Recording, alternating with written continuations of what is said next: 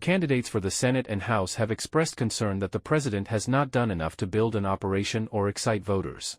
Democrats in battleground states are growing increasingly anxious about President Biden's low approval ratings, worrying that voters' persistent antipathy toward his leadership could not only cost the party the White House but also weigh down the candidates who are sharing the ballot with him. These Democrats fear that the Biden campaign is late in building a strong organization in the handful of states that are likely to determine next year's presidential election.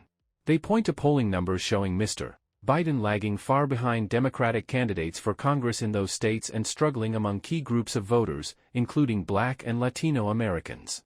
In Arizona, Democratic polling has found Mr. Biden losing Hispanic voters to former President Donald J. Trump in Maricopa County, which includes Phoenix and represents more than 60% of voters in the state. In Michigan, where Mr. Biden's approval rating is a striking 15 percentage points behind that of Gretchen Whitmer, a fellow Democrat, he has lost ground with Black and Arab American voters. And in Georgia, officials say the Biden economic message has not broken through to voters, in part because voters have seen Governor Brian Kemp, a Republican, take credit for many of the new projects in the state. "I'm extremely concerned," said Mayor Van Johnson of Savannah. "President Biden is a man of great character. Certainly, he's a president of great accomplishments. But that is not translating to Southeast Georgia." Mr. Biden's top aides and most fervent surrogates have for months insisted that the race will change once voters understand that Mr. Trump will be the presumptive Republican nominee, potentially as soon as next month.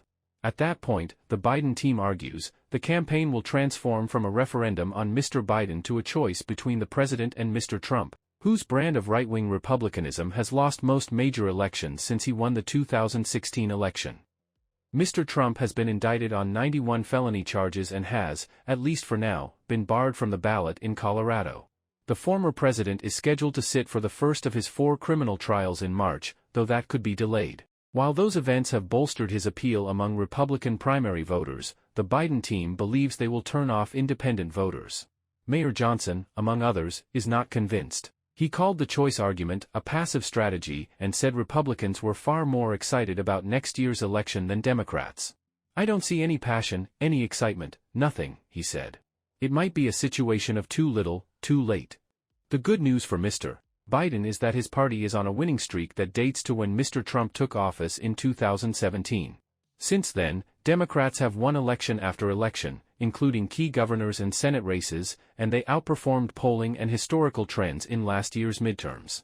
Last month, the Democratic governor of Deep Red Kentucky coasted to re-election, and a Democrat-led abortion rights referendum won 57% of the vote in Ohio, which has turned so Republican that it is no longer considered a presidential battleground. The Biden operation has in recent weeks finally announced staff hires in 3 general election battleground states. Key economic indicators are improving, even though voters have not yet given Mr. Biden credit for that progress. Some signs suggest the campaign is pivoting to a more assertive messaging strategy. When Mr. Trump late last month said he would seek to repeal the Affordable Care Act, officials working on battleground Senate campaigns noted in their group chats that it was the first time that the Biden campaign had come to them proactively with requests to amplify the president's message. On Thursday, Julie Chavez Rodriguez, Mr. Biden's campaign manager, released a memo titled, "Why Joe Biden Will Win in 2024. In it, she said that there would be thousands of staff dedicated to Team Biden-Harris by early summer, and that, in the new year, Mr. Biden and Vice President Kamala Harris would devote more energy to drawing a contrast between themselves and Mr. Trump. There's been no lack of coverage on polls about Joe Biden, Ms. Chavez Rodriguez wrote. But it's important to remember Donald Trump. Extreme MAGA Republicans and their dangerous ideas are extremely unpopular. Yet Democratic officials and strategists acknowledge it will be harder for their party's candidates to outrun Mr. Biden in 2024 when he is leading their ticket.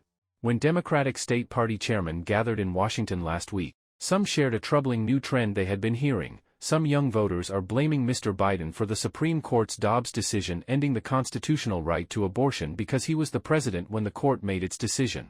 Representative Debbie Dingell of Michigan, who was one of the first Democrats to warn that Hillary Clinton was in danger of losing to Mr. Trump in 2016, said she had seen similar overconfidence in the Biden team. "In 2015 and 2016, I warned people and nobody believed me," Ms. Dingell said. "He's got to do more than just draw the contrast." Dan Senna, a former executive director of the House Democrats' campaign arm, said Democrats running for congressional offices should try to make their races as much about local issues as possible, a well-worn strategy for candidates running with an unpopular president of their own party.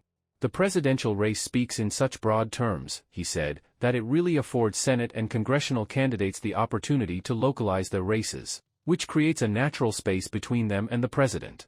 Some Democratic candidates in tough races are already adopting the approach. Representative Colin Allred, a Dallas-area Democrat challenging Senator Ted Cruz, said he was focused solely on defeating his opponent, not on Mr. Biden and the presidential campaign. "I really believe that we can't afford 6 more years of Ted Cruz. It's an election that's going to outlast the next presidential year," he said.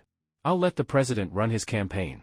And in Michigan, Representative Elissa Slotkin has privately told allies that Mr. Biden's low standing will hurt her in her Senate race next year, according to 2 people familiar with the conversations. Ms. Slotkin's campaign spokesman, Austin Cook, said she looks forward to running with President Biden next year. Mr. Senna also noted that the dynamics could be different this year, given the number of independent candidates mounting presidential bids. While those candidates could claw some votes away from Mr. Biden, their supporters may not have a well-known alternative to the 2 parties in congressional and state races. "There's no doubt it will be very hard to outrun the president in 2024, he said, "but the question is whether the ballot dynamics are such that the independent candidates afford opportunity to overperform the president." Morgan Jackson, a Democratic consultant in North Carolina who is working on the campaigns for governor and attorney general there, said he is a believer in the Biden campaign's mantra that voters have not yet tuned into the 2024 race. "What you're seeing from voters is they are not that engaged. They don't really like their options and they don't know what they're going to do," Mr. Jackson said. The Biden campaign has announced staff hires in Michigan, Nevada and Wisconsin, as well as South Carolina, which is home to the first primary recognized by the Democratic National Committee and is serving as a test of black voters' enthusiasm for the president. Mr. Biden has repeatedly questioned whether polling in battleground states accurately reflects the reality of the race. Indeed, a New York Times/Siena College poll released this week that showed Americans disapprove of Mr. Biden's handling of Israel's war against Hamas also found Mr. Biden effectively tied with Mr. Trump among registered voters. The results echoed the findings of a series of other national surveys over the past 2 weeks, which showed Mr. Biden with a slight lead in a tight race. When reporters asked Mr. Biden, who had stopped by his campaign headquarters on Sunday for a visit with staff, why he was losing to Mr. Trump in polls, he replied that the news media were reading the wrong polls. Kevin Munoz, a Biden campaign spokesman, said the campaign was focused on the end game, winning next November. Some Democrats say that the campaign is making a mistake by waiting to fully engage. "The campaign," said Simon Rosenberg, a veteran Democratic strategist, "needs to start engaging the part of its coalition that has drifted. He's underperforming, but we know that once the campaign ads start and the campaign turns on, a big chunk of our wandering coalition will come back immediately," Mr. Rosenberg said. And, Mr. Rosenberg says, a more active campaign could help with a perpetual issue for Democrats: nerves. "There is anxiety in the family right now, and the best way to deal with it is to give everyone something to do," he said.